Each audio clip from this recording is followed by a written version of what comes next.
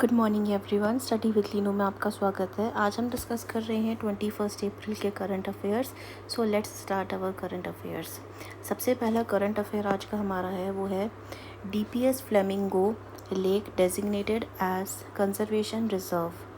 Maharashtra state जो wildlife board है इन्होंने रिसेंटली डिक्लेयर करा है DPS flamingo lake conservation reserve को।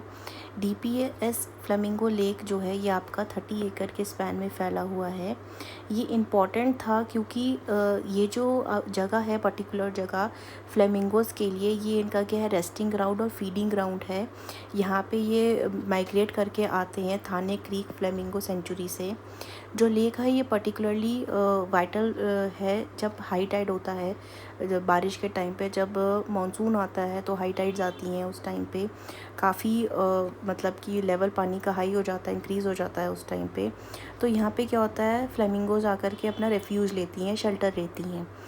यहाँ पे क्या हुआ है, इस लेक ने जो है वो काफ़ी कंस्ट्रक्शन उसके आसपास जो हुआ है उसके वजह से यहाँ पे जो लेक थी वो क्या हो गई थी, इसका नियरली ब्लॉक्ड, इसके जो टाइडल इनलेट्स थे वो क्या हो गए थे, ब्लॉक हो गए थे due to the construction activities, जिसके वजह से जो 17 फ्लेमिंगोज थी इनकी डेथ हो गई थी। ये नोटिस किया गया था। तो इस चीज़ को दोबारा रिपीट ना हो, ऐसा कोई प्रॉब्लम ना आए करके, तो एक कमेटी बिठाई गई थी। उस कमेटी ने क्या डिसीजन लिया था कि हमें इस इन्वायरमेंट क्राइसिस को एड्रेस करना है, और जो टाइडल इनलेट्स था उसको वापस से सही करा गया और रीओपन करा गया, और वहाँ पे वापस जो है वाटर फ्लो को रिस्टोर करा गया। वाटर जो फ्लो था वो रुक गया था, उसको वापस से क्या करा गया, रिस्टोर करा गया, ताकि यहाँ पे ये जो लेक में फ्लेमिंगोज आती हैं ये अच्छे से अपना रेस्ट और फीडिंग जो भी है वो कर सके यहाँ पे। ठीक है, नेक्स्ट आता है flue gas desulphurisation. Union ministry ने 2015 में मैंडेट कर दिया था जितने भी थर्मल पावर प्लांट्स होते हैं आपके कोल वाले, इनको इंस्टॉलेशन करना है किसका, फ्लू गैस डीसल्फराइजेशन का। ठीक है, अब ये होता क्या है, ये क्या है, एक टेक्निक है जो एम करती है रिमूव करने के लिए सल्फ़र डाइऑक्साइड यानी कि SO2 को।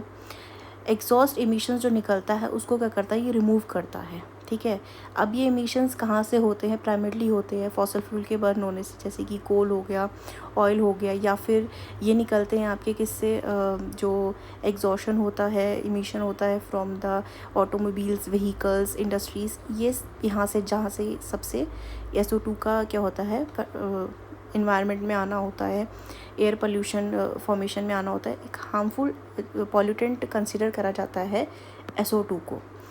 तो ये FGD क्या करता है, शॉर्ट में फ्लू गैस डीसल्फराइजेशन, ये क्या करता है, 95% तक जो आपका एटमॉस्फेयर में ये SO2 है इसको एब्जॉर्ब कर लेता है।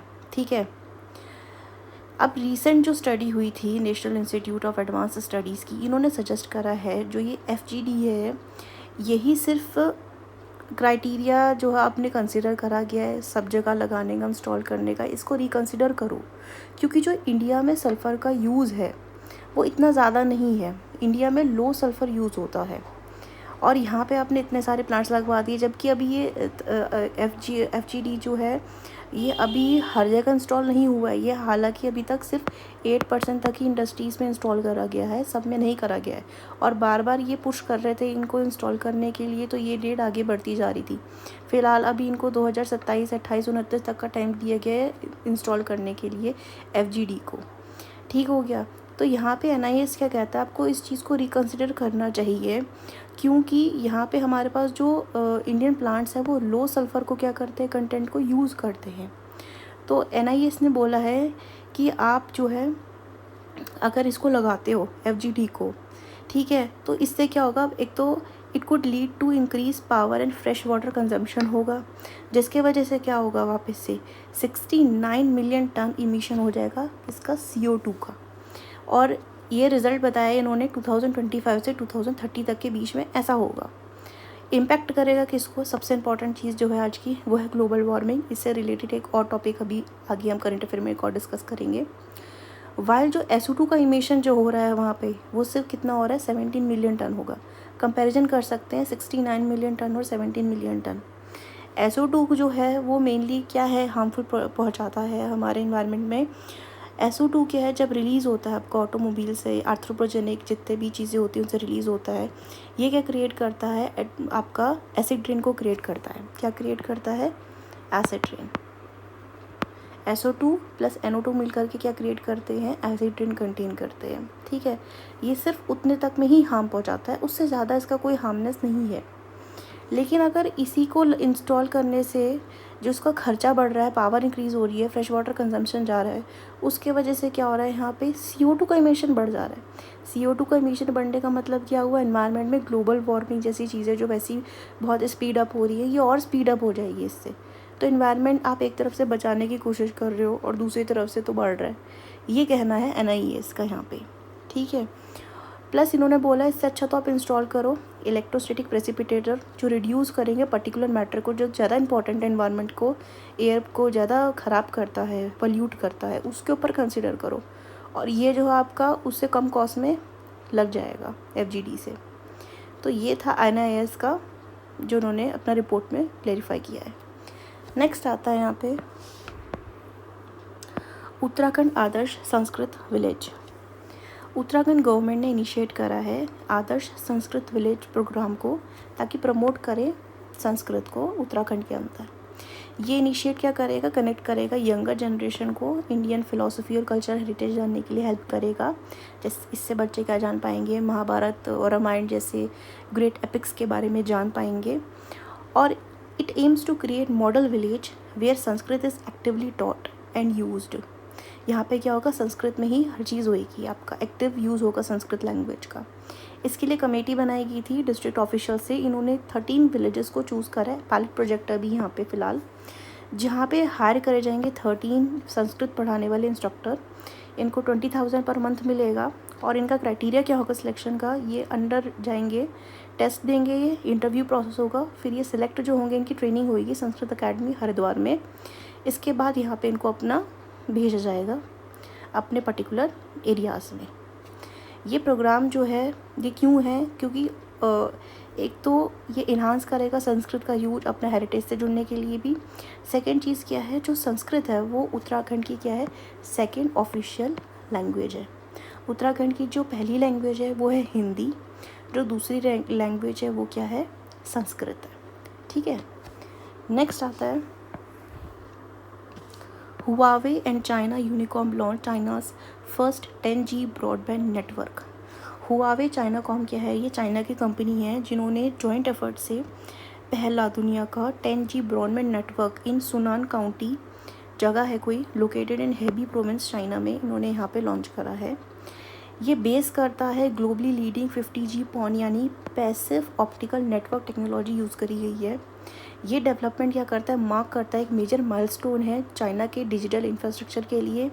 और ये बिगिन करता है एक नया era ultra high speed internet connectivity के लिए। अब देखिए, अगर हम देखें कई जगह ऐसी है जहाँ पे इंटरनेट का यूज़ ही नहीं है, और अब ये भी जगह हम देख रहे हैं जहाँ पे 10G का इंटरनेट आ चुका है, तो कितना डिफरेंस है यहाँ पे देखिए तरक्की में।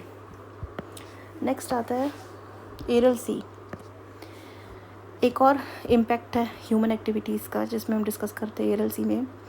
एरल सी क्या था, ये it was the 4th largest inland lake in central Asia में। 1960s के बाद में क्या होने लगा, ये ड्राई अप होने लगा और ये धीरे धीरे किस में कन्वर्ट हो गया, डेजर्ट में कन्वर्ट हो गया due to the geological changes following it to the shrinkage. अब यहाँ पे क्या होने लगा, जो वाटर वेट था वहाँ पे इसका सी बेड का, ये कम होने लग गया। कम होने का कारण क्या था, या सोवियत एरा के टाइम पे जो रिवर्स था इनका जो डायरेक्शन था उसे चेंज कर दिया गया। Diversion of the river lead to decrease in the water level. अब यहाँ पे क्या हो रहा है, नई चीज़ देखी जा रही है। The drawing of Aral Sea has resulted in the formation of, अब क्या बन गया, ये एरलकुम डेजर्ट में कन्वर्ट हो चुका है ये। और ये क्या बन गया, सोर्स बन गया किसका, डस्ट का। Contaminated dust from the region is now spreading to nearby countries, affecting the air quality and public health.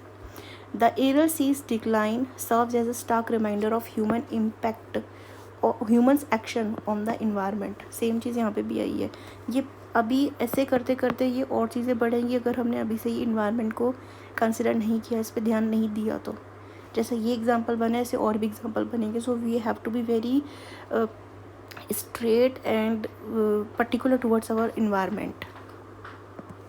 Next आता है इसरो निसार मिशन जो था, इसे लॉन्च करना था लास्ट ईयर 2024 में, लेकिन इसमें प्रॉब्लम आ गई थी एंटेना में इसके, जिसकी वजह से लॉन्च नहीं कर पाया था। लेकिन इस साल it is likely to be launch in 2025 जून में।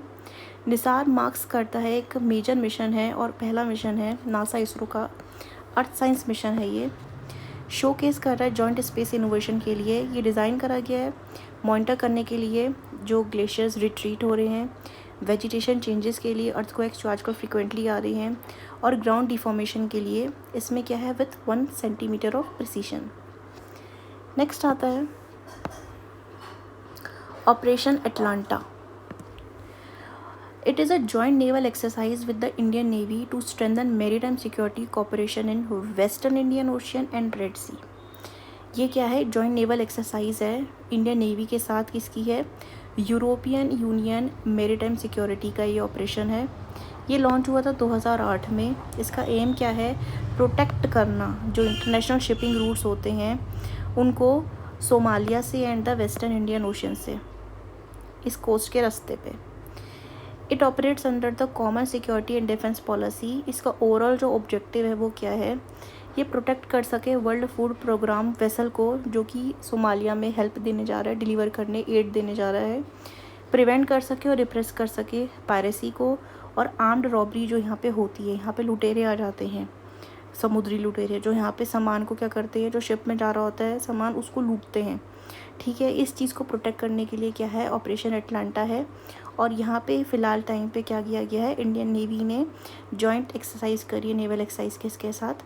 इनके इस साथ करी है, यूरोपियन यूनियन मैरीटाइम सिक्योरिटी के साथ करी है आपका जॉइंट एक्सरसाइज। ठीक है, so I think these are our current affairs and these are very important current affairs that we have discussed today. If you like this video, then like, share and subscribe the channel. Thank you for watching this video.